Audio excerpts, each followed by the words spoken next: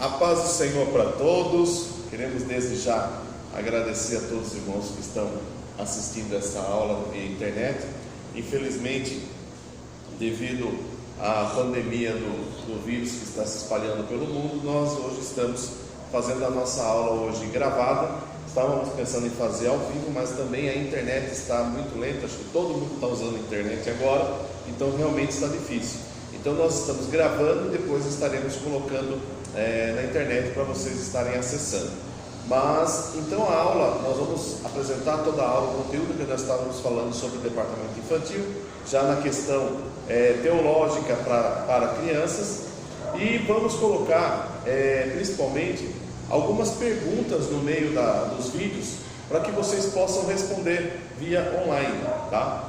Então, assim, conforme a gente vai passando as instruções, eu vou fazendo algumas perguntas e eu falo, essa pergunta vocês responderão no link e depois eu vou estar passando para vocês, para que vocês possam estar respondendo, para ter certeza de que realmente vocês assistiram o vídeo, ok? Deus abençoe. Então vamos fazer a nossa primeira oração, pedindo a Deus que venha nos abençoar nesta hora.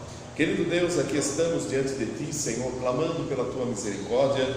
Venha abençoar, Senhor, os Teus servos que estarão, Senhor, assistindo esta aula, que o Senhor possa derramar a Tua graça, abençoando grandemente. Eu te peço, confiante na Tua palavra, no Teu grande e riquíssimo amor, desde agora e para todos sempre. Amém, Jesus. Amém.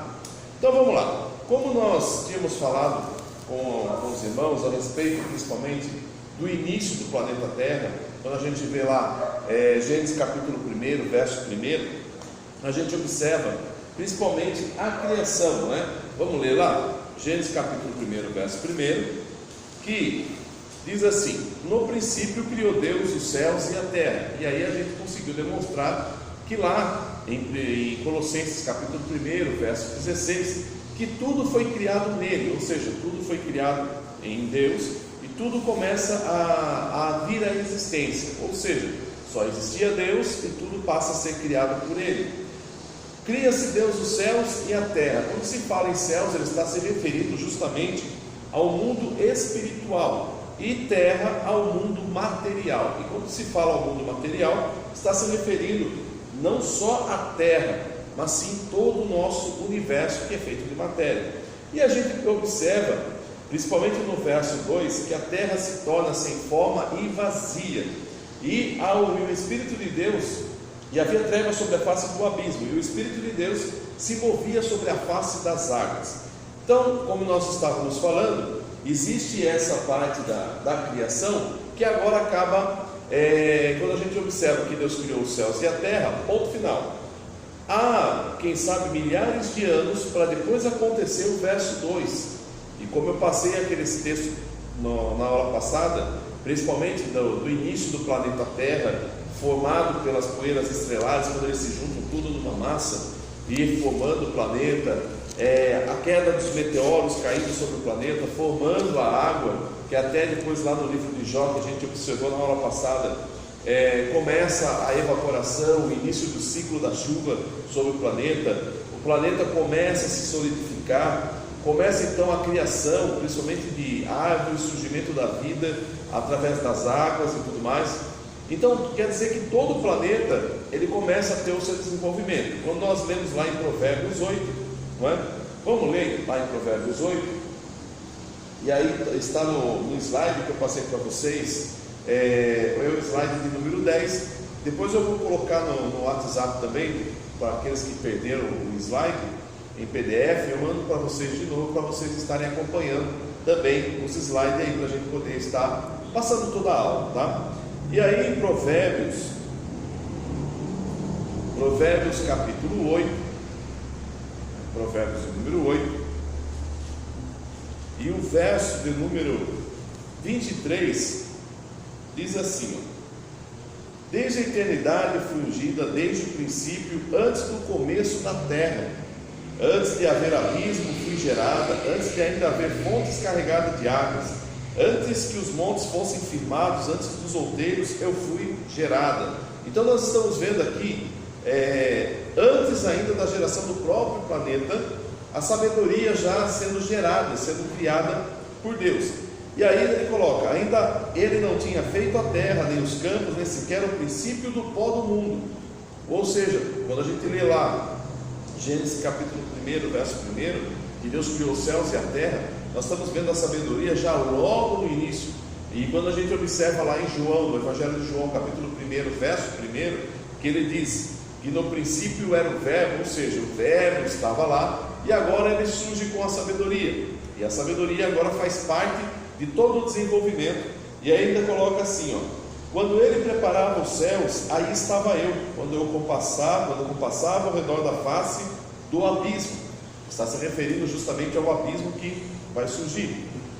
Quando firmava as nuvens em cima, quando fortificava as fontes do abismo, quando punha ao mar o seu termo, para que as águas não trespassassem o seu mando, quando compunha os fundamentos da terra, então eu estava com ele e era seu aluno, e era cada dia as suas delícias, folgando perante ele todo o tempo, folgando no seu mundo habitável e achando as minhas delícias com os filhos dos homens. Ou seja, é nesse momento que a gente percebe que Deus, quando Ele tem o seu início, a sabedoria está junto, já presente nessa criação. O planeta está sendo formado, tudo está sendo gerado, tudo está sendo criado. A partir de agora, a sabedoria, ela passa pausa. Você riu porque eu prestei atenção. Então a sabedoria, ela está juntamente ali com Deus, e tudo está sendo criado. E a gente percebe que essa criação que começa a surgir, ela está acontecendo antes ainda de Gênesis capítulo 1, verso 2. Ou seja, por isso que existe essa separação do capítulo 1, verso 1 de Gênesis ao verso 2. Então, essa é uma das criações que Deus fez antes ainda do verso de número 2. E aí a gente observa que a própria palavra estava dizendo que a sabedoria, ela gostava de estar com os filhos dos homens. Então, esta é uma das gerações já criada no começo. Então, nós estamos falando dessa primeira geração criada, geração de homens que foi criada sobre o planeta. Agora, acontece que, segundo a ciência, a gente percebe que houve várias gerações humanas sobre a Terra, não é? Segundo agora os últimos dados dentro da história, o homem deve ter surgido em torno de 7 milhões de anos atrás. Então, possivelmente, se realmente, vamos dizer que essa primeira geração surgiu há 7 milhões de anos atrás, então nós estamos falando de um tempo bem distante do que seria Adão e Eva. Então Deus teria criado essa primeira geração, essa geração estava sobre a terra, ela começou a se desenvolver sobre o planeta. Como era o planeta, ou de que forma esse planeta estava desenvolvido, ou como tudo aconteceu, a gente observa lá em Eclesiastes, capítulo 1, que ele diz lá, quer ver? Vamos ler. No livro de Eclesiastes, capítulo 1, ele diz lá, no verso de número 9: o que foi, isso é o que há de ser, o que se fez, e isso se tornará a fazer, de modo que nada há novo debaixo do sol. Há alguma coisa de que possa dizer, vê, isto é novo? Já foi nos séculos passados, que foram antes de nós, e já não há lembrança das coisas que precederam, e das coisas que hão de ser, também delas não haverá lembrança nos que hão de vir depois. Eu, pregador, fui rei sobre Israel em Jerusalém. O que ele está querendo dizer? O próprio Salomão, que foi um dos homens mais sábios sobre a terra, ele diz que tudo que hoje já existe sobre o planeta já aconteceu em séculos passados. Ou seja, tudo que vai surgir hoje já surgiu no século passado ou em anos passados. E essa geração do passado nós não temos lembrança mais. Como também ele coloca dizendo que no futuro também já não haverá lembrança da nossa geração, porque no futuro será criada uma nova geração, tá? Então nós estamos falando justamente dessa primeira geração criada por Deus. Quem sabe, vamos dizer que pela ciência, em torno de 7 milhões de anos atrás, possivelmente, ali próximo à África, essa geração foi desenvolvida, ela foi criada e ela se desenvolve em toda essa área, vamos assim dizer. E uma coisa que acaba entrando, agora vamos passar um pouquinho mais além da ciência e além da própria palavra, a gente acaba entrando num ponto em que existe o seguinte pensamento: será que esta geração conviveu com os dinossauros? Não é? Será que há milhares de anos atrás foi possível uma geração ter convivido com os dinossauros? É uma pergunta que a ciência ainda não tem como dizer, porque segundo a ciência o homem não viveu com os dinossauros. Mas quando a gente começa a observar, principalmente alguns achados arqueológicos e alguns pontos, né, como o caso de algumas pegadas que foram encontradas, em que você tem a pegada do dinossauro e a pegada do ser humano, e até isso tem no slide, depois vocês podem dar uma observada. Você vai observar que havia a pegada do dinossauro e a pegada do ser humano. Então quer dizer, e na mesma época, isso no mesmo momento, vamos assim dizer, que foi solidificado. Então, quer dizer que seria possível o homem conviver com o dinossauro? A ciência chega a dizer que possivelmente o dinossauro pisou e depois, mais para frente, o homem teria pisado por cima. Mas, se assim fosse, há milhares de anos de diferença, a pegada do homem estaria bem acima, e quando você observa, está bem junto, não é? E outra coisa, existem hoje também achados de desenhos de dinossauro nas paredes, né? Principalmente pelos antigos homens da caverna que chegaram a fazer desenhos rupestres e fizeram isso. Também, já no Peru, alguns desenhos incas em pedra também apresentam o dinossauro. Então, assim, seria possível o homem conviver com o dinossauro? Aí é um pensamento, aí é uma filosofia que a gente pode até dizer, seria possível. Seria como, por exemplo, o desenho dos Flintstones, né? Que eram seres humanos convivendo com o dinossauro e compartilhando esse período, tá? Mas, tirando esses pontos, né, como a gente vai observar, principalmente aqui nos slides, no Provérbios 8:31, a própria sabedoria diz que regozijava-se de estar no mundo habitável, né? De estar juntamente com os seres humanos que ali já habitavam.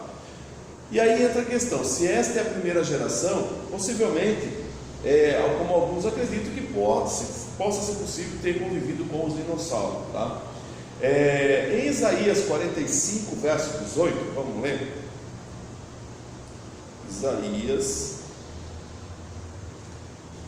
no capítulo 45, diz assim, e verso 18: portanto, assim diz o Senhor, que tem criado os céus, o Deus que formou a terra e a fez. Ele a estabeleceu e não a criou vazia, mas a formou para que fosse habitada. Eu, o Senhor, e não há outro. Olha como há uma diferença quando você lê lá em Gênesis, capítulo 1, verso 2, que diz assim: e a terra estava sem forma e vazia. E Isaías está dizendo que Deus criou os céus e a terra para não ficar vazia.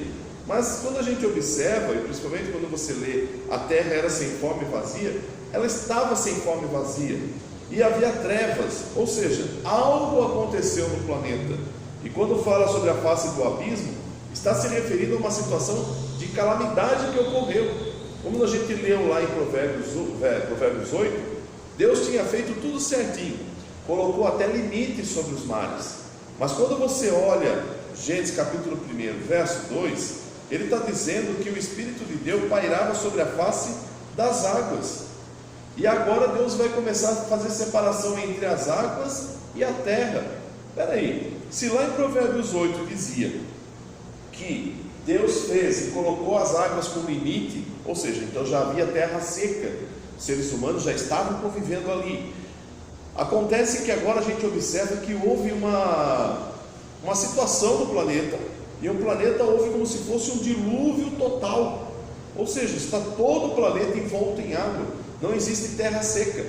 e o Espírito de Deus está pairando sobre as águas. É nesse momento que a gente para e começa a pensar: algo aconteceu, porque há trevas, há abismo. Então quer dizer, já existe condenação. Se já existe condenação, alguma coisa aconteceu no planeta.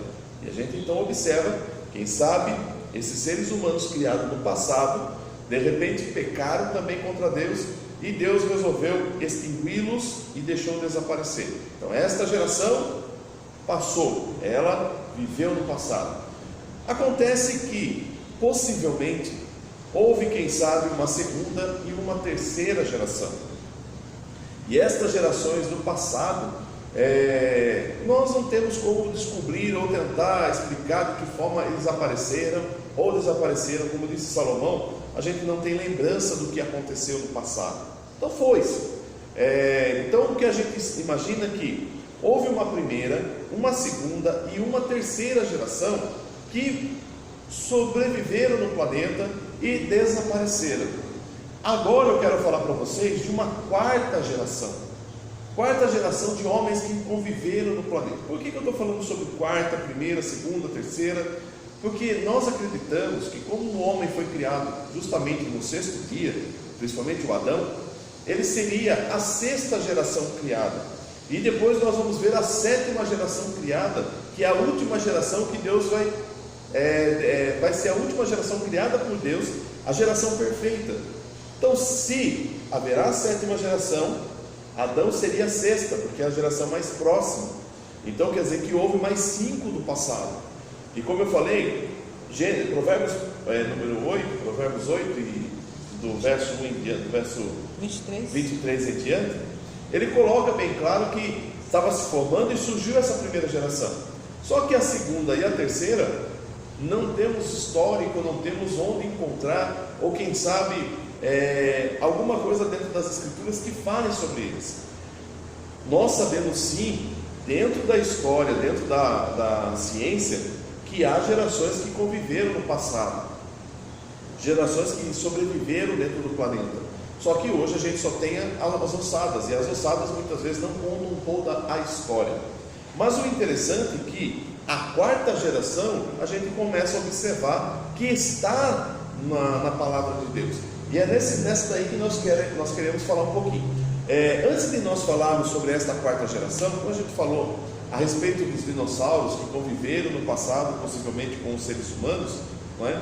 Deus talvez, como eu falei para vocês das pegadas, depois nos slides vocês vão observar, existem pegadas caminhando em que o dinossauro está de um lado e o homem está do outro, como se ele estivesse guiando o dinossauro com ele. Então, possivelmente, os dinossauros também poderiam ser domesticados, né? E isso são tudo filosofia ou pensamentos que a Bíblia não declara, a ciência também não explica, mas cabe a nós pensar se realmente isso poderia ter acontecido, tá? E também a Bíblia vai falar um pouquinho, que algumas vezes perguntam para a gente, né? As crianças às vezes perguntam, mas e onde está o dinossauro na Bíblia? Onde a gente pode encontrar o dinossauro? Será que os dinossauros realmente existiram? Porque a Bíblia não fala nada de dinossauro. Vamos ler. Lá em Jó 40, o livro de Jó, no capítulo 40, o verso de número 15, diz assim, contempla agora o behemote que eu fiz contigo, que come erva como boi. Eis que a sua força está nos seus lombos, e o seu poder nos músculos do seu ventre. Quando quer, move a sua cauda como cedro. Os nervos das suas coxas são entretecidos. Os seus ossos são como tubos de bronze, e sua alçada é como barras de ferro. Ele é a obra-prima dos caminhos de Deus, que o fez e o proveu da sua espada. Olha só, Deus está falando desse behemote, em que algumas traduções acabam trazendo como se fosse um rinoceronte, mas só que, ou hipopótamo. Só que se você observar, a cauda deles é pequenininha. E esse behemote, ele coloca que a cauda dele é como se tivesse a cauda como se fosse um cedro, ou seja, uma árvore. Então vamos imaginar que a cauda dele fosse do tamanho de uma árvore. Agora, se a gente seguir a proporção desse bemote, que ele coloca aí que a sua alçada, não é como se fosse em ferro, então quer dizer, é um animal forte, um animal poderoso, poderia sim ser um dos dinossauros, tá? Ele muitas vezes é traduzido para poder encaixar, mas os animais grandes já próximo ali,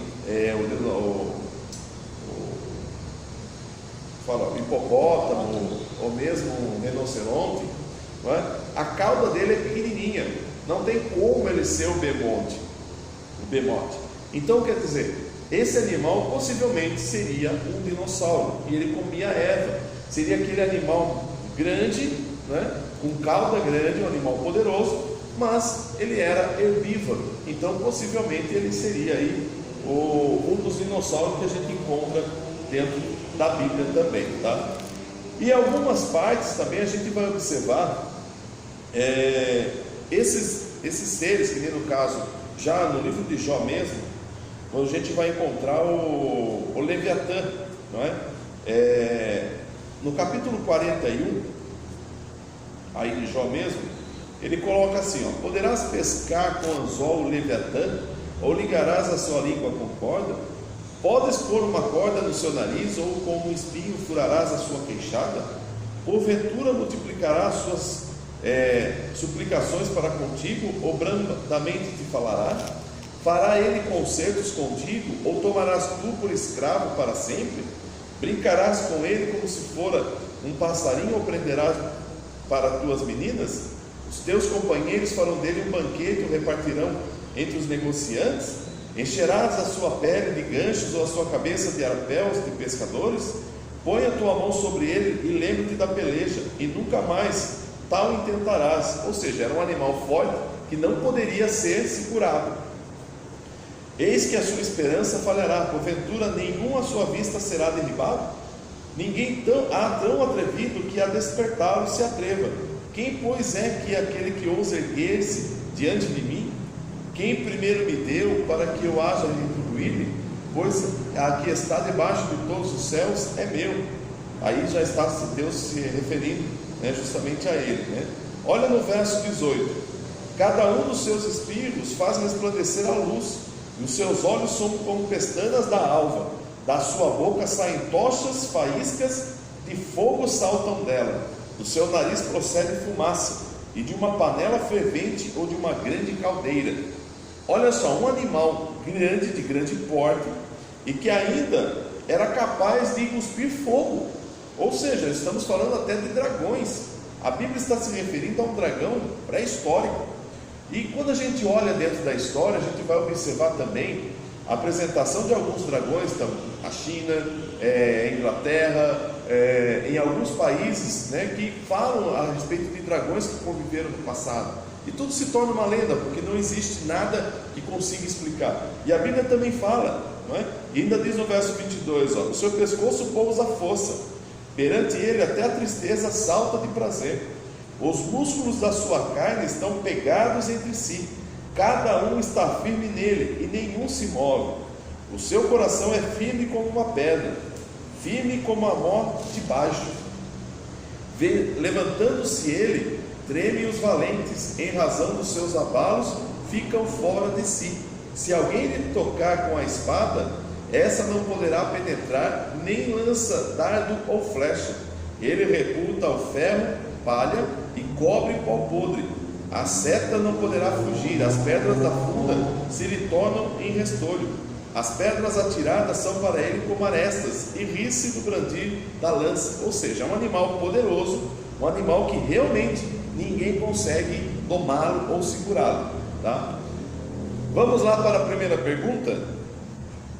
Mostre para mim aonde está biblicamente escrito que dois animais que poderiam ser dinossauros, ok? Nós acabamos de falar, tá? Está aí nesse livro, tá? Né? Que nós acabamos de ler. Então fale para mim aonde se encontra justamente os dinossauros que possivelmente conviveram no passado. E um exemplo disso também seria até o Jonas. Quando Jonas é lançado no mar, no Antigo Testamento, já no livro de Jonas, ele fala do monstro marinho. E quando Jesus se refere lá no Novo Testamento, ele fala-se de um grande peixe, não é? Ou de um grande animal também. Possivelmente, como alguns colocam, que uma baleia seria impossível engolir um homem, mas pode ser que o Leviatã fosse capaz.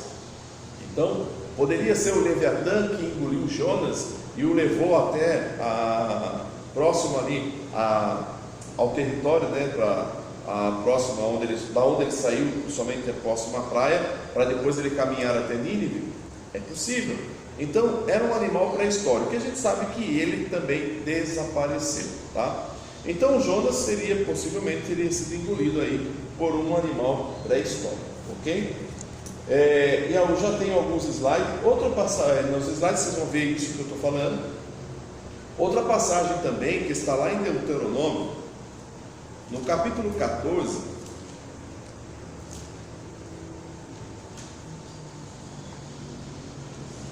Deuteronômio, capítulo 14, e o verso de número 19, que diz assim, ó: também todo réptil que voa vos será imundo, não se comerá. Réptil que voa, seria esse um animal pré-histórico também, não é? Porque a gente sabe de lagartos que podem planar no ar, mas voar é impossível. Mas a gente sabe que existe dentro da história, da pré-história, répteis que voavam no passado. Então também esse é mais um exemplo de um animal que poderia ter sido que poderia ter chegado até a convivência com os seres humanos, mas que também foi extinto, que também desapareceu, tá? Por isso que Deus também já fala que não poderia ser comido, ou um animal que não poderia ser de alimento para os seres humanos, ok? Deuteronômio 14. 14, verso 19. Tá? Eclesiastes, como eu falei para vocês, capítulo 1, do 9 ao 11, ele fala justamente isso, que as coisas do passado não haverá lembrança. Como eu falei, a segunda e a terceira geração nós não temos lembrança. Mas vamos agora para o que a gente imagina aí que seria a quarta geração. Dentro dos slides, vocês vão observar, tipo lá no templo maia, existe um desenho que foi encontrado em que parece que há um homem sentado numa máquina, como se fosse um instrumento de recorte de pedra, ou sei lá, alguma outra coisa. Então essa máquina ou esse equipamento poderia ser um veículo ou alguma coisa, ninguém sabe dizer. Foi um desenho pintado já no templo maia. Será que esta máquina existiu ou não? Pelo que Salomão fala, todas as coisas já foram feitas no passado. Então, seria possível os maias terem um equipamento avançado? Como construíram aquelas pirâmides? Como construíram todo aquele tempo? O conhecimento que eles tinham dentro da questão das estrelas, conhecimento da questão até de calendário, a sabedoria que eles tinham de escrita, não é? Conhecimento que eles tinham de tudo que ocorria no planeta. Então era algo assim muito extraordinário. Então a gente imaginar que só foi para a nossa época, só nós temos a tecnologia, não dá. Pelo que Salomão fala, já aconteceu no passado. E a gente observa também ali em alguns desenhos, dois homens feitos na pré-história em Val Canônica, na Itália, que parecem estar vestidos de roupas de astronauta. Então, será possível que o homem no passado também já conseguiu ir ao espaço usando esse tipo de roupa? Não sei.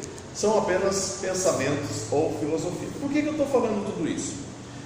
Porque quando a gente fala dentro da questão teológica tradicional, a gente fica preso a uma tradição em que somente Adão e Eva foram que existiram sobre o planeta. Complica o nosso pensamento, complica a situação até dentro da ciência. Como eu falei para vocês, o que a ciência descobre, a própria Bíblia já falava. Então não pode haver conflitos entre a ciência e a Bíblia. Se há um conflito, alguma coisa está errada. Possivelmente a ciência está em algum ponto errado. Pode ver que quando há conflitos com a Bíblia, porque são teorias, mas quando a ciência descobre, a Bíblia já falava. O exemplo da chuva, como eu falei para vocês, o exemplo da questão da terra, ela ser envolta em lava, a gente vê a questão do nosso universo, ele ser um universo finito e não infinito. Eu até mandei no grupo lá uma das teorias que os cientistas colocaram, que possivelmente o nosso universo ele está dentro de como se fosse dentro de uma bolha. Existem outras bolhas, outros universos, né? E a Bíblia fala de vários universos. Então, tudo isso mostra que nós não podemos ficar presos a uma teologia tradicional que se prende a um pensamento antigo e que as pessoas não pararam para analisar os textos bíblicos. O que eu estou passando para vocês são textos dentro da palavra que abrem mais o leque, que abrem mais o entendimento para a gente poder compreender as coisas que realmente aconteceram no passado. Por que tudo isso? Porque o que acontece é que quando a gente entra com a teologia tradicional, somente de Adão e Eva veio todo mundo, nós entramos num grande problema, principalmente Caim, se ele casou com a própria irmã, não é? Então, quer dizer, já começa um incesto. Então, são complicações que vão ocorrer. E outra, será de Adão e Eva vir todos os seres humanos, como que mudaram por completo? Como, por exemplo, você tem o afrodescendente, você tem os japoneses, você tem diferentes etnias sobre o planeta.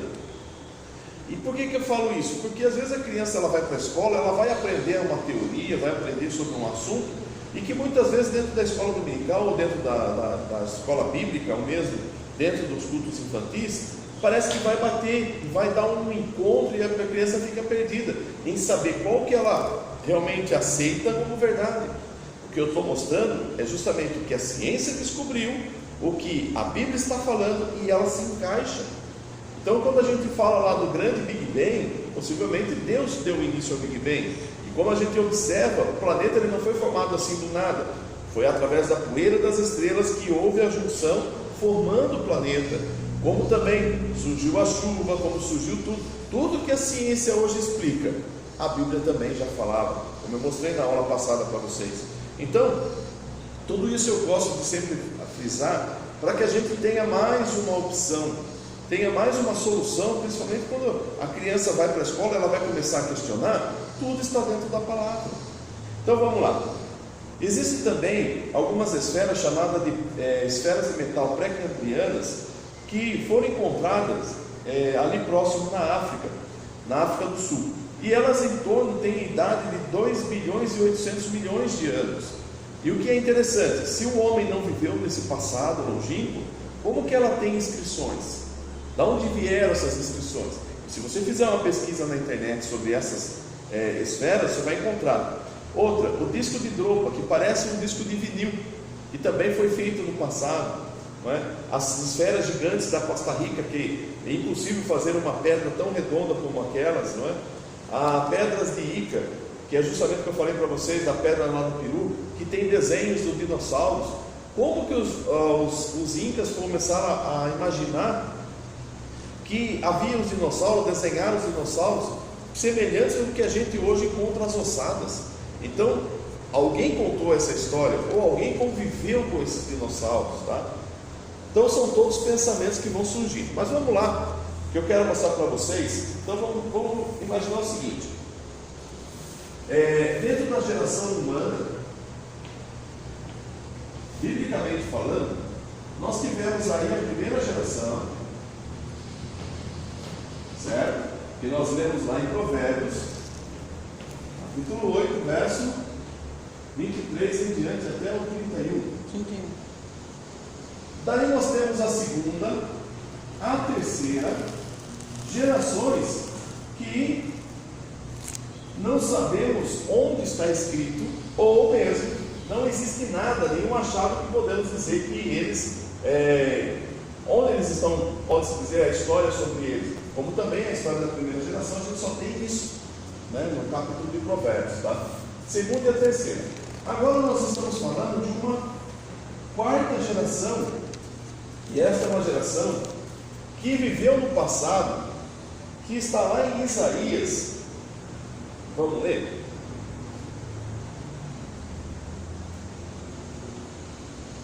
Isaías capítulo 14, e o verso de número 16.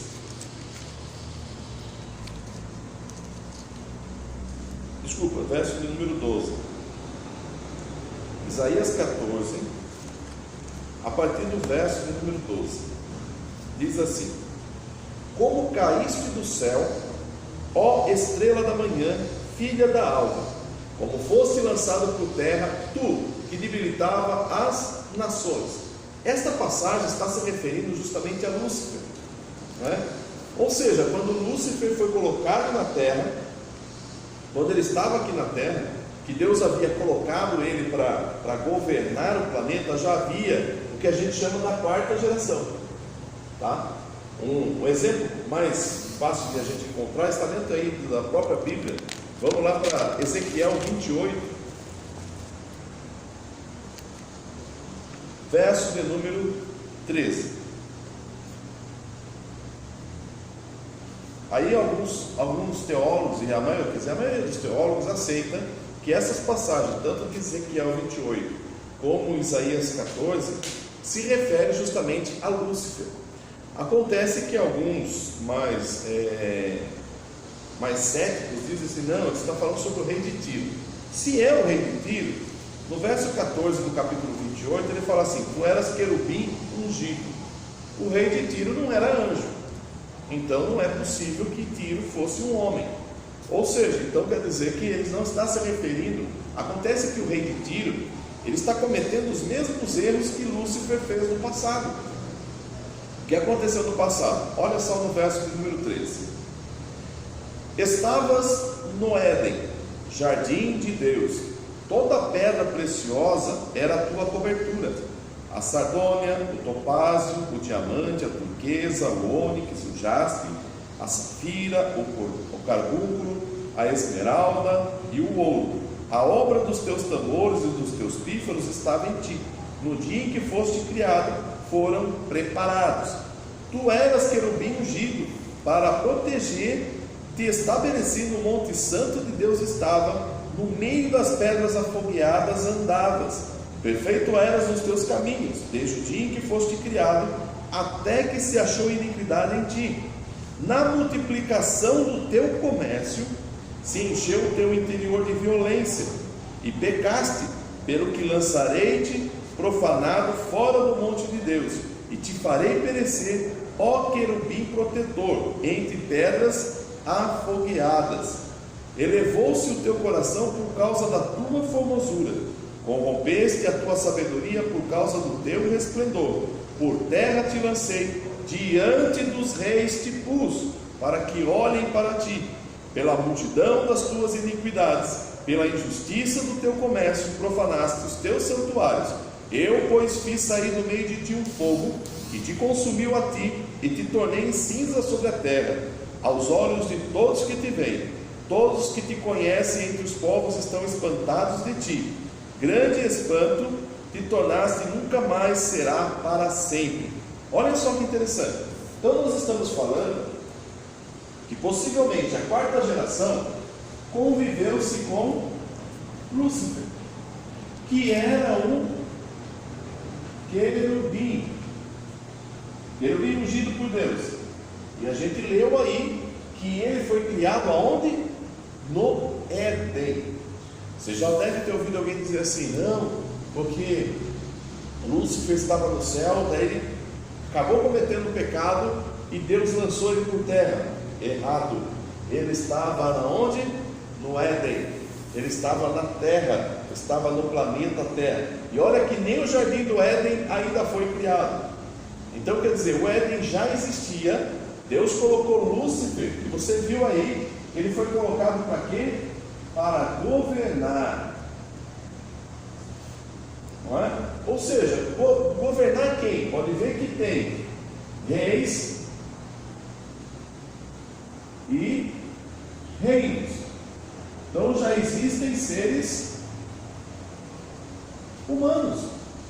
E o interessante é que Deus coloca Lúcifer na terra como um querubim, e coloca ele cheio de pedras preciosas, não é? E está agora cuidando de reis e reinos de humanos. Só que ele acaba pecando contra Deus. Fala guardar também, né? Isso, governar e guardar. Guardar os seres humanos da situação, ou seja, ele estava ali para manter a ordem, para manter o equilíbrio. O problema é que esse Lúcifer, no caso aí, ele começa a se achar. Pode ver que por causa da formosura dele, ele já acha que pode ser Deus. E ele agora começa a modificar a situação dentro do local. Aquilo que Deus tinha feito com Lúcifer para fazer com que o planeta funcionasse, ou seja, ele tem autoridade, ele tem poder, ele vai guiar todo esse povo, vai governar esse povo, e ele era um querubim. Você já deve ter ouvido também que ele era músico lá no céu, e tinha um grande coral, não é? Isso não é bíblico, isso não está escrito, tá? Ele não teve coral nenhum, ele não regia coral nenhum, ele era governador e guardava, ou seja, as pessoas que conviveram com ele lá no Éden. Isso no tempo passado. Eu estou falando de um tempo, tudo isso aqui, ó, estou falando de um tempo antes do verso 2 de Gênesis capítulo 1, ok? Então mais uma perguntinha para vocês responderem. Quando Lúcifer foi criado, ele foi criado para quê? Então respondam aí depois que eu vou no link que eu vou mandar para vocês, tá? E onde está escrito que ele foi feito para governar e guardar. Ou seja, ele foi colocado nesse local, começou a criar, já estava no planeta, já estava cuidando do planeta, só que ele acaba se corrompendo. E pode ver que ele tinha o comércio, ele fechou o comércio para ele. Ele monopolizou a situação. Ninguém podia comprar ou vender se não estivesse debaixo do jugo dele. E quando a gente percebe lá no Apocalipse, quando ele novamente vai fazer com que o anticristo comece a reinar, a situação vai ser a mesma. Lúcifer, ele não perde a sua característica, ele sempre faz as mesmas coisas. Ou seja, o que ele fez no passado, ele vai querer fazer no futuro novamente, tá? Mas beleza, ele fez tudo isso acontecer. E a gente percebe que ele agora começa a se achar, e quem sabe, e a gente percebe aí dentro dos textos, que alguns reis e alguns humanos, alguns seres humanos, não aceitam o domínio dele pelo erro que ele cometeu.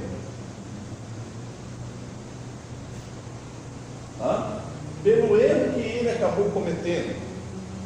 Ou seja, ele acaba pecando contra Deus. Então, quer dizer, alguns reis então começam a ignorar ou começam a não fazer com que ele mandasse. E quem sabe ele podia se dizer e se chamar de Deus. E aí alguns questionavam assim: mas se você é Deus, por que você não sobe aos céus? E ele agora resolve subir aos céus. Vamos ler lá Isaías agora? Capítulo 14 de Isaías, verso 3. Diz assim: e tu dizias no teu coração: eu subirei ao céu, e acima das estrelas de Deus exaltarei o meu trono, e no monte da congregação me assentarei na banda dos lados do norte. Subirei acima das mais altas nuvens, e serei semelhante ao Altíssimo. O que ele está querendo fazer? Está querendo se tornar igual a Deus. Verso 15: e contudo, levado serás ao inferno, ao mais profundo do abismo. Percebem agora a diferença? Que está falando que vai ser lançado no abismo, no mais profundo, que acontece lá em Gênesis capítulo 1, verso 2, que o Espírito de Deus pairava sobre as águas, mas já havia o que? O abismo e trevas no planeta. Como eu falei, já havia condenação. Condenação de quem? Desse vocabulario que está aqui. Ok? Verso de número 16: os que te virem te contemplarão, considerar-te-ão e dirão: é este o varão que fazia estremecer a terra, que fazia tremer os reinos? Quer dizer que ele fazia o quê? Tremer as terras e os reinos, próximo ali do Éden. Que punha o mundo como um deserto e assolava as suas cidades. Então quer dizer, o mundo estava habitado. Que a seus cativos não deixava ir solto para a casa deles. Presta atenção nesse verso. Aos seus cativos, ou seja, ele já tinha deixado alguns presos com ele. Quem? pessoas que estavam convivendo, já estavam sob o domínio dele. Todos os reis das nações, todos eles jazem com honra, cada um na sua casa. Quando fala jazer é porque já morreu, cada um na sua casa. Ele não está se referindo à sua casa, ambiente onde morava, não, está se referindo ao corpo. O que acontece? Quando Lúcifer ele tenta subir aos céus, Deus o joga de lá. Quando ele cai, e que a gente percebe que ele vai também lá em Apocalipse. Vamos ler lá em Apocalipse para vocês entenderem que Lúcifer, quando ele sobe aos céus, ele ainda faz a cabeça dos anjos. Isso está lá em Apocalipse,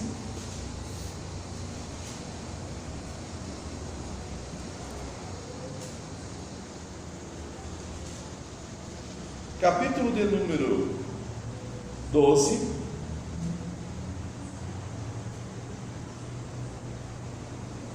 e o verso de número 13 que diz assim, ó, Apocalipse 12, e o verso de número 13: E viu-se outro sinal no céu, eis que era um grande dragão vermelho, que tinha 7 cabeças e 10 chifres, isso tudo representação de Lúcifer, e sobre a cabeça 7 diademas. E a sua cauda levou após si a terça parte das estrelas, e do céu, e lançou-a sobre a terra. E o dragão parou diante da mulher que havia de dar à luz, para que, dando ela a luz, lhe tragasse o filho. Quando se refere a essa passagem, o apóstolo João, ele está colocando justamente que você tem o dragão que tentou subir, e ele é lançado. Só que quando ele é lançado na terra, pode ver que depois ele vai tentar caçar Jesus, não é? Para tentar matar Jesus, que é o filho da mulher, que é Israel. Quando ele é lançado na terra, ele leva a terça parte dos anjos, ou seja, Lúcifer cai juntamente com os anjos caídos. Só que tem um porém: os anjos caídos, eles não estão soltos sobre a terra. Alguns colocam que os demônios são os anjos caídos. Não, anjos caídos eles estão presos. Para provar isso, abra aí a sua Bíblia em Judas, no livro de Judas, um pouquinho antes do Apocalipse aí. Judas, verso de número 6, porque Judas não tem capítulo.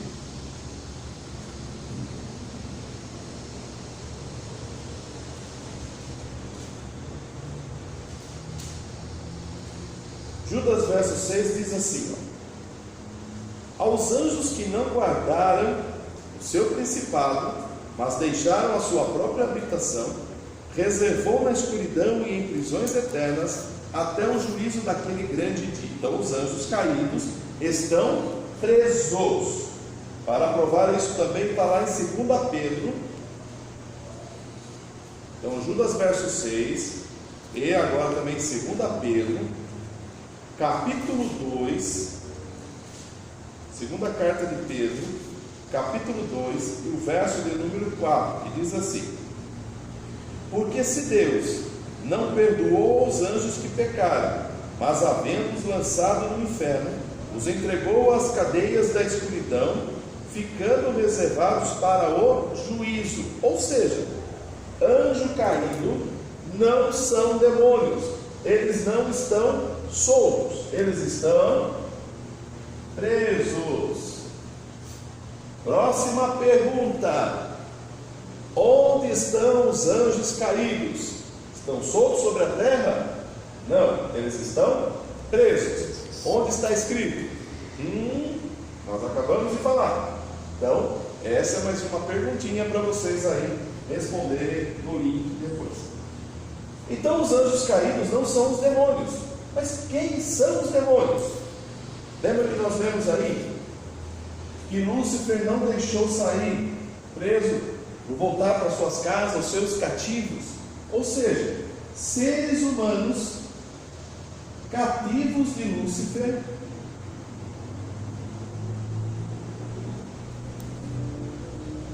é que vão se tornar os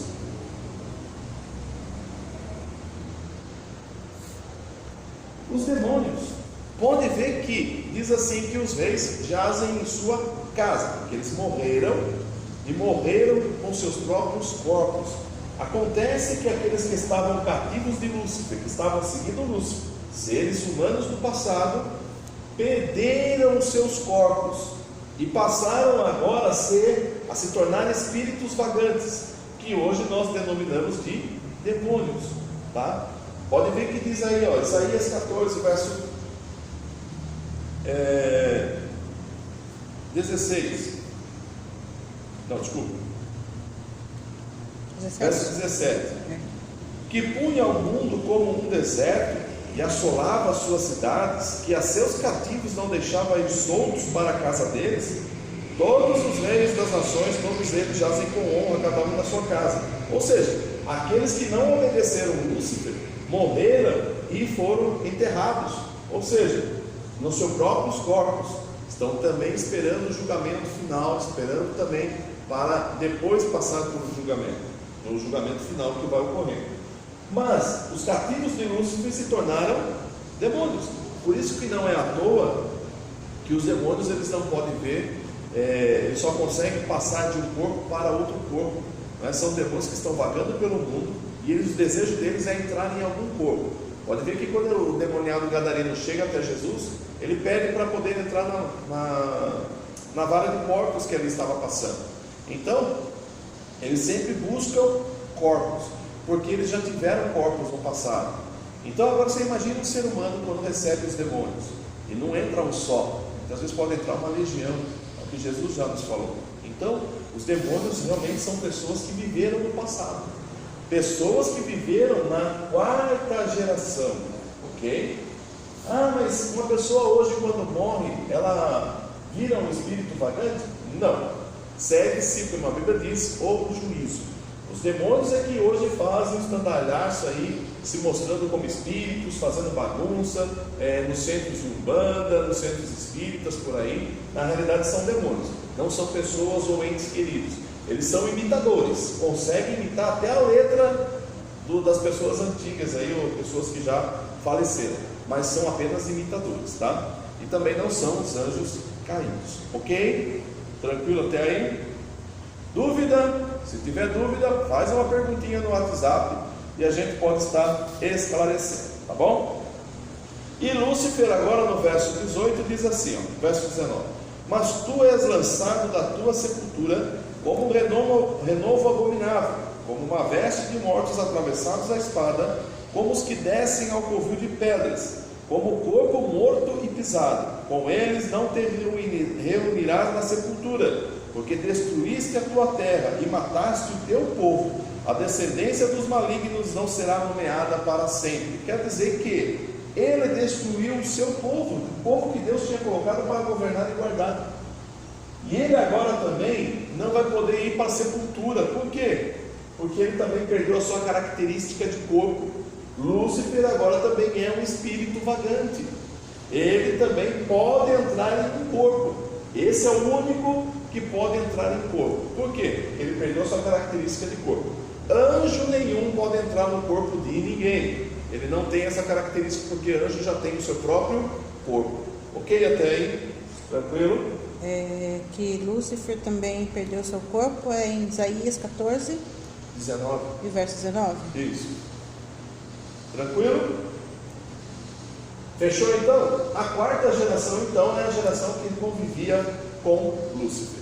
Então pense comigo, com a queda de Lúcifer, né, quando ele desceu sobre a terra, houve uma destruição total. Abra sua Bíblia lá em Mateus, capítulo 12.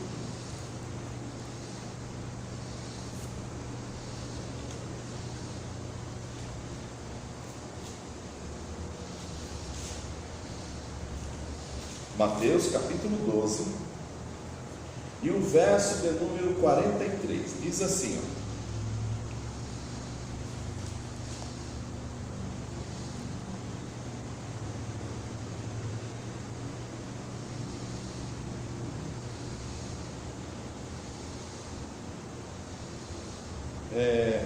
quando fala agora dos demônios, ó.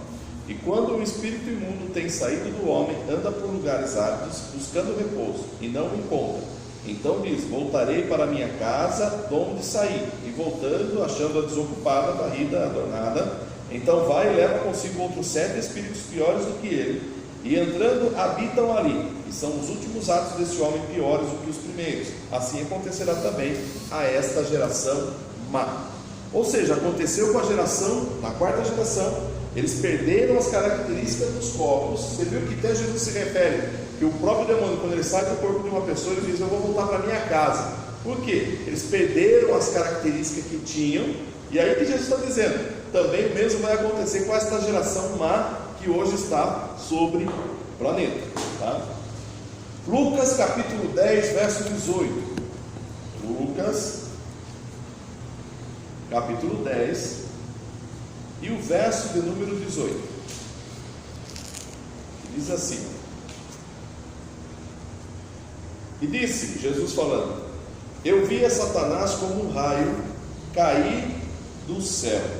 Ou seja, Jesus ele viu quando Satanás caiu do céu sobre a terra. Quer dizer então que quando ele caiu sobre a terra, agora sim a gente pode voltar lá em Gênesis capítulo 1, verso de número 2. Como ficou o planeta? Sem forma e vazia. A terra estava sem forma e vazia. Havia trevas sobre a face do abismo, e o Espírito de Deus se movia sobre a face das águas. Então quer dizer que quando Lúcifer cai sobre o planeta, como um meteoro que cai sobre o planeta Terra, o planeta todo é destruído e é coberto de águas. E Lúcifer fica com as trevas, lançado nesse abismo. Esse planeta ficou abandonado. O planeta está numa situação caótica, um planeta que perdeu toda a vida, um planeta que está abandonado no caos. E o mais interessante, o planeta pode representar também para nós como a gente mesmo, o próprio nosso eu, que pode estar no caos, que pode estar realmente numa tristeza. Podemos olhar e pensar que não há mais esperança, que não tem mais jeito. Mas enquanto o Espírito de Deus ainda paira sobre as águas, ainda há esperança, ainda há alegria, ainda pode surgir vida. Então, pense comigo, a última esperança quem dá é o Senhor. Ou seja, quando nós cremos nele, o mundo pode estar em caos, o mundo pode estar nesta pandemia, mas enquanto o Espírito de Deus ainda pairar sobre as águas, ainda haverá esperança para o homem. Creia, haverá libertação. Creia, teremos saúde. Creia, estaremos vivendo em paz para a glória do nome do Senhor. Amém? Glória a Deus. Então vamos lá. Então o planeta se torna um caos, uma destruição geral. Olha o que diz lá em Jeremias, profeta Jeremias, Jeremias capítulo de número 4,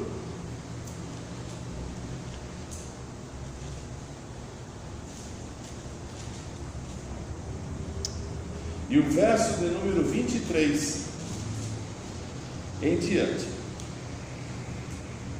Agora mais uma perguntinha para vocês. Por que em Gênesis capítulo 1, verso 2, o planeta se torna vazio e sem forma? Vocês já sabem a resposta, certo? Por que isso aconteceu?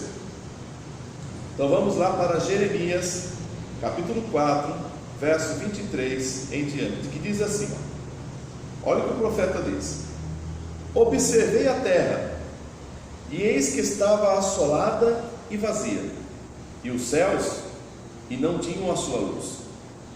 Observei os montes, e eis que estavam tremendo, e todos os outeiros estremeciam. Ou seja, quando Lúcifer caiu sobre a terra, o planeta todo se mexeu, tudo tremia, grande terremoto, não é? O céu perdeu o brilho, perdeu a luz. Observei e vi que homem nenhum havia, e que todas as aves dos céus tinham fugido. Ou seja, a vida acabou sobre o planeta, não havia mais homem. Então quer dizer que havia esta geração no passado. Vi também que a terra fértil era um deserto, e que todas as suas cidades estavam derribadas diante do Senhor, diante do furor da sua ira. Porque assim diz o Senhor: toda esta terra será assolada, de todo, porém, a não consumirei. Ou seja, Deus não vai destruir o planeta por completo, mas agora Ele vai voltar a revitalizar, vai voltar a fazer acontecer vida novamente, ok? Então agora vamos voltar lá para Gênesis, capítulo 1, verso 2 em diante. Olha o que diz, verso 2: e a terra era sem forma e vazia, que a gente viu o que aconteceu, havia trevas sobre a face do abismo, e o Espírito de Deus movia sobre a face das águas. E disse Deus: haja luz, e houve luz. E viu Deus que era boa a luz, e fez Deus separação entre a luz e as trevas. Deus agora vai reformular o planeta. E como Ele vai reformular o planeta, deixa eu só dar uma limpada agora aqui na louça, para a gente poder continuar.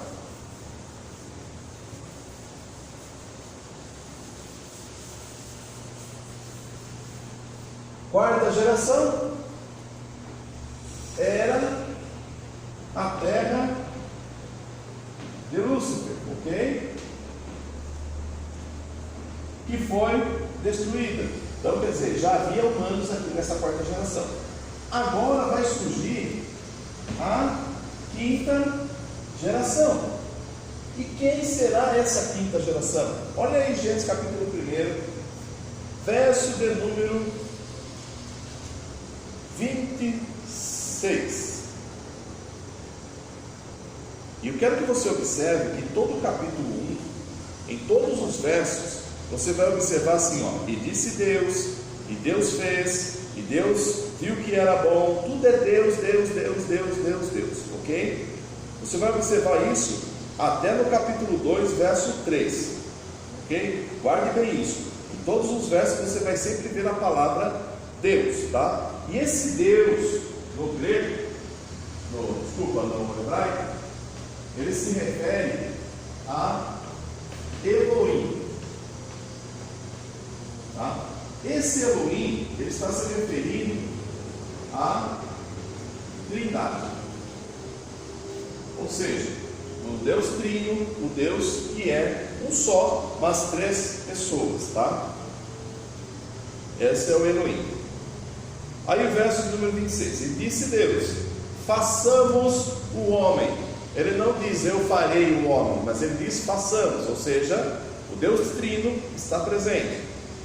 A nossa imagem, conforme a nossa semelhança. O homem também é feito de corpo, alma e espírito. Seria isto a semelhança com Deus? Também como ele é trino, o ser humano também é trino, só que ele é corpo, alma e espírito. E domine sobre os peixes do mar, e sobre as aves dos céus, e sobre o gado, e sobre toda a terra, sobre todo o réptil que se move sobre a terra. Ou seja, Deus está já planejando, projetando um ser humano que vai habitar todo o planeta. E criou Deus o homem à sua imagem. Imagem de Deus o criou, macho e fêmea os criou. Ou seja, Deus criou agora aqui um homem e uma mulher, macho e fêmea, certo? Aí no Gênesis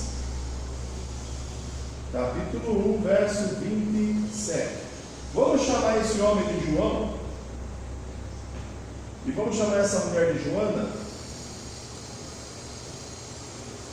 ok? O João e a Joana, ok? Por que João e Joana? Mas não é o Adão? Não, olha só por que não é o Adão. Capítulo 2, você vai observar agora no capítulo 2, a partir do verso 4, que já não é mais Deus que está falando como forma Elohim, mas agora você vai observar em todas as passagens escrito assim, ó: Senhor Deus, que quer dizer o Jeová.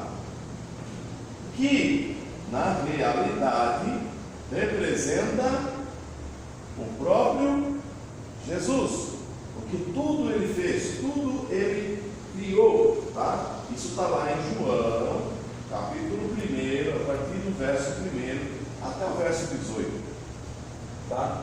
Quando ele se refere justamente a Jesus como o Criador de todas as coisas, e até mesmo Jesus foi capaz de dizer que Abraão o viu e exultou pelo seu dia, não é? Então, quer dizer, ele se apresentou. Então, quem se apresentava, o Jeová que se apresentava, era o próprio Jesus. Então, quer dizer, é uma pessoa da Trindade que agora vai fazer tudo o que acontece no capítulo 2. E olha que diferença. Aí no verso de número 7. E formou o Senhor Deus, o homem do pó da terra. então peraí. Quando nós estávamos vendo lá o Elohim criando a quinta geração, esses dois aqui foram criados, certo? Agora nós estamos vendo a sexta geração, o que? Sendo formado. Ou seja, o Adão, que foi formado do pó da terra. Quando fala criado, é aquilo que está sendo feito da existência, do nada faz surgir. Isto é a criação que ocorre. Agora, quando é formado, é porque tem algum material que ele utiliza. Então, Adão ele é formado do pó da terra. Então, há uma diferença entre ser formado e ser criado. Nós estamos falando de duas gerações na mesma época, que conviveram juntos. Só que a gente observa que este João e essa Joana também parece que se perderam. E agora Deus faz um jardim, não é? Aonde? Naquele mesmo território onde já o próprio Lúcifer habitava. Olha só, vamos lá ler o verso 7 do capítulo 2. Então, o jardim do Éden, ele já existia antes da quinta geração. Sim. Ou quer dizer, o Éden já existia antes. Já existia na quarta geração. Na quarta geração com Lúcifer. Isso. O Éden ele ainda continua. Ah, sim. Tá. Lógico que ele estava submerso. Entendi. E Deus fez ele voltar novamente. Né? A forma, né? Surgir a terra novamente, isso tudo surgir. Entendi. Tá? Então, quer dizer, a quinta e a sexta geração agora vai ser criada nesse planeta que Deus já reformulou. Só que, a gente observa que João e Joana, pelo jeito, se perderam também. E Deus agora percebe que esse casal pecou. Por quê? Quem está no planeta aqui ainda? Lúcifer. Ele ainda continua. Só que ele não está sozinho, ele ainda já está com os demônios. Então você imagine João e Joana sendo perturbados por esses espíritos. Que podem ser levados ao pecado? Possivelmente. Só que Deus agora forma o Adão. E diz lá no verso 7: E soprou em seus narizes fôlego de vida, e o homem foi feito alma vivente. E plantou o Senhor Deus no jardim, aonde? No Éden. O Éden já existia, na banda do Oriente, e pôs ali o homem que tinha formado. E o Senhor Deus fez brotar da terra toda a árvore agradável à vista, boa para a comida, a árvore da vida no meio do jardim, e a árvore da ciência do bem e do mal. Ou seja, Deus fez um jardim, e agora ele coloca o homem lá, ó. Verso de número 15: E tomou o Senhor Deus o homem e o pôs no jardim do Éden. Para quê? Lavrar e guardar. Ou seja, ele já vai ser trabalhador, ele vai cuidar da terra e guardar. Guardar do que se era só ele? Não, já existia população fora do jardim. Então ele vai guardar para que evite que essas pessoas entrem nesse jardim. Agora o mais interessante, ó, verso de número 20: E Adão pôs os nomes a todo gado, e às aves dos céus, e a todo animal do campo, mas para o homem não se achava o que? Adjutora, como se estivesse como diante dele. Ou seja, se vai se achar, é porque alguém foi procurar. Deus foi procurar uma mulher para Adão. Se não tinha ninguém, como que Deus ia procurar? Por que Deus foi procurar? Foi procurar os filhos, quem sabe deles, para poder se casar com Adão. Mas encontrou? Não achou nenhuma pessoa que pudesse se adaptar com Adão. E Deus então agora vai fazer a Eva. Deus vai criar a Eva, a mulher agora que vai ficar com Adão. Então quer dizer que nós temos duas gerações convivendo no planeta. E olha agora como vocês agora vão entender melhor quando ocorre o pecado. Adão e Eva são lançados fora do jardim e Caim, o filho de Adão, acaba matando Abel. E lá no capítulo 4, verso 16, diz assim: e saiu Caim de diante da face do Senhor e habitou na terra de Nod. Peraí, quem era Nod? Possivelmente um dos filhos de João ou Joana, ou quem sabe descendentes, não é? E da banda do Oriente do Éden, ou seja, ele seguiu para o lado do Oriente. E conheceu Caim a sua mulher. Quem é a mulher de Caim? Muitos colocam que é a irmã dele. Não, ele foi se casar com uma dessas mulheres desta geração. Aí diz assim, ó, e conheceu Caim a sua mulher, verso 17, do capítulo 4. E ela concebeu e teve a Enoque, e ele edificou uma cidade, chamou o nome da cidade pelo nome do seu filho, Enoque. Ou seja, as pessoas colocavam o nome do território, o nome dos filhos, o nome dos pais, o nome dos avós, independente da situação, eles colocavam o nome do território, o nome de alguém. Então quer dizer que o Éden já existiu, quer dizer que Nod já havia existido, e agora o território de Enoque. Ou seja, Adão, agora, vamos imaginar, se eu tenho uma quinta geração, que Deus criou, essa geração tem um tipo de DNA. O Adão e a Eva também têm outro tipo de DNA. São seres humanos, só que com DNAs diferentes. Ou seja, uma mistura dessas raças vai causar um problema, vai causar uma outra situação em que os DNAs são diferentes, mas como são humanos, características diferentes, agora vai causar o quê? Uma fusão de uma geração que vai surgir sobre o planeta. Por isso agora vocês vão entender lá no capítulo 6 e o verso de número 4 de Gênesis. E havia naqueles dias gigantes na terra. E também depois, quando os filhos de Deus, quem são os filhos de Deus? Adão e Eva. Esses caras aqui, filhos de Deus, não é? Depois, quando os filhos de Deus entraram as filhas dos homens, quem são os homens? O João e a Joana aqui. Gente, eu estou colocando João e Joana porque eu coloquei o nome, tá? A Bíblia não fala, pelo amor de Deus. Não vai depois questionar, aonde está o João, onde está a Joana? Não, não tem, eu que estou colocando o nome. A Bíblia só apenas apresenta como homem e mulher, ou seja, macho e fêmea. Diríamos os parentes de Nod, né? É, os parentes de Nod lá, quem sabe os avós ou os bisavós de Nod. Aí diz assim, ó, entraram as filhas dos homens e delas geraram filhos, e esses eram valentes que houve na antiguidade, os varões de fama. Por quê? São duas raças diferentes. Quando se misturaram, surgiram os gigantes. Agora sim, com essa mistura, esses gigantes, e também logicamente com pessoas normais que vão surgir, dependendo da situação do DNA de cada um, são pessoas mais fortes, são pessoas resistentes e começam a habitar sobre o planeta. Então, mistura de raça agora da quinta e da sexta geração, formando aí os gigantes e a civilização de todo o planeta, tá? Agora vocês vão observar que Deus vai escolher um grupo de Adão, ou seja, a partir de agora é uma geração escolhida por Deus, enquanto que essa está abandonada. E agora nós podemos chamar esta geração aqui, ó, de gentios. Por que gentios? Porque não são judeus. E da raça de Adão é que vai surgir os judeus. E com a mistura de gentios e judeus, surgem os gigantes, ok? Por que eu estou falando isso?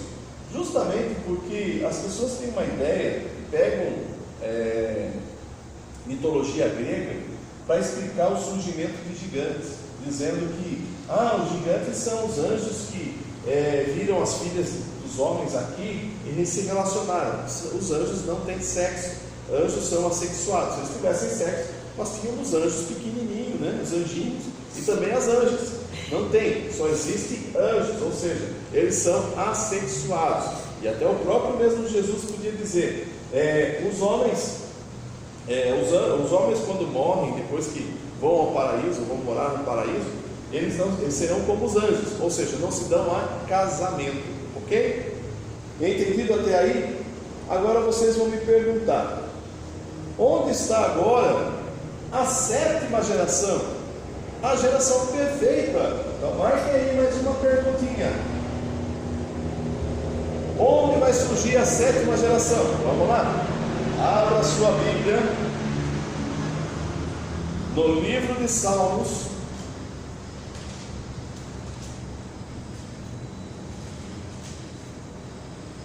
Salmo de número 102. Salmo de número 102.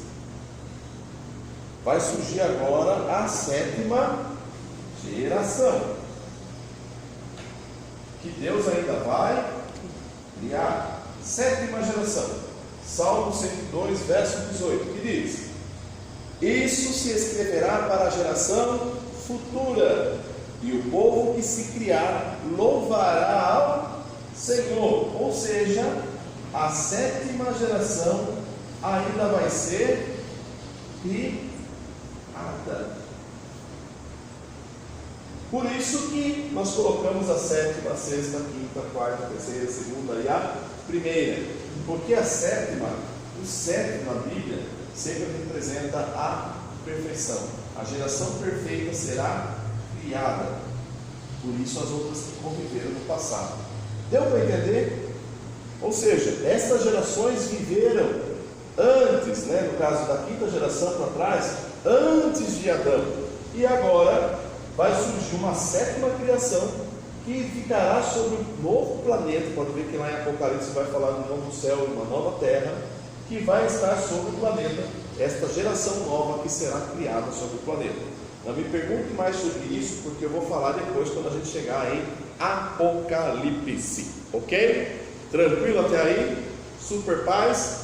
Bem, próxima aula nós vamos falar um pouquinho sobre Cristologia, quem é Cristo. Depois vamos falar um pouquinho sobre o Espírito Santo e depois vamos entrar um pouquinho sobre a questão da escatologia, ou seja, aquilo que vai acontecer no passado. É preciso que vocês saibam sobre isso e, lógico, como eu já falei, vocês não são obrigados a acreditar em mim, mas o que eu acabei de falar para vocês, tudo está escrito, ok? Mas assim, busque saber se realmente isso é verdade, comece a ler a palavra. O que eu quero apresentar para vocês é que vocês conheçam tudo isso, os propósitos de Deus, os propósitos de Cristo, o propósito que vai acontecer no Apocalipse. Para quê? Para que vocês tenham esse conhecimento, para que possam também poder passar isso para as crianças, porque não adianta nada eu querer falar algo para as crianças ou ensinar, se eu não conheço, se eu não entendo, ok? Então nós terminamos a nossa aula aqui, espero que tenham gostado. Qualquer coisa vocês podem perguntar, escrever lá no WhatsApp, nós estaremos respondendo a todos vocês. Infelizmente não deu para fazer ao vivo, nós tivemos que gravar e vamos colocar para vocês assistirem aí a partir das 7h30 da noite de hoje, tá? Da hoje, quinta-feira, dia 19 de março de 2020, tá? Vocês poderão então estar assistindo esta aula. Eu vou mandar o slide novamente para vocês, que está em PDF, para que vocês possam acompanhar. E depois, na próxima aula, a gente vai falar um pouquinho sobre Cristologia. Infelizmente, nós temos que fazer isso à distância, mas graças a Deus temos esta possibilidade, não é? E graças a Deus podemos orar e pedir ao Senhor, e o Senhor há de nos abençoar. Amém? Vamos orar e vamos agradecer a Deus, pedindo a Deus também que venha cessar com esta praga que está sobre o planeta. Oremos. Querido Deus, aqui estamos, Senhor, agradecidos que somos, Senhor, pela Tua Palavra, por tudo que o Senhor já tem feito, Senhor, e operado em nosso meio. Neste momento queremos te pedir, venha abençoar a cada servo Teu, Senhor, que está online, Senhor, assistindo, Senhor, esta aula, que o Senhor possa encher cada vida, cada coração e abençoar de forma gloriosa. Em tudo também, Senhor, vem cessar esta praga sobre este planeta, Senhor. Ó Deus querido, tem misericórdia, Senhor, desses seres humanos, Senhor. Que o Senhor possa se apiedar, Senhor, e cessar com esta praga, por amor do Teu nome. É o que eu te peço nesta hora, e desde já agradeço a Ti, Senhor, desde agora e para todos sempre. Amém, Jesus. Amém. Que Deus abençoe os irmãos, e até a próxima aula.